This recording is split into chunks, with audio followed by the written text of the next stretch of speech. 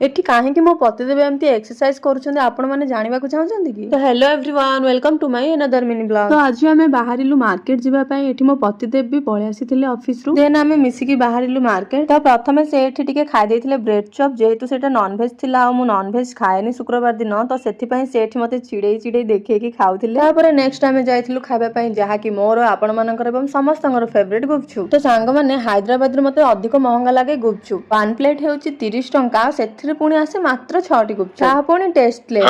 अवश्य मते टिके दुख लागे फिर भी मु टिके खाइ दिए। देन आमे सेठु बाहर के जाइथिलु मैट्रिक्स शॉप जेहेतु हमर गोटे मैट्रिक्स आनिबार थिला तो मोर हस्बैंड एठी बसिक बुझा बुझी करथिले तार प्राइस एंड प्रोडक्ट क्वालिटी विषय रे। से प्राइस जहा भी थाउ किंतु सेठी थिबा बेड गुडा को बहुत सुंदर लागुथिला। अरे आपण माने भाबुचंदी कि सेठी एक्सरसाइज करूचंदी बोली एक्चुअली ए मैट्रिक्स टा कंफर्टेबल कि नाही बोली सेठी चेक करूचंदी।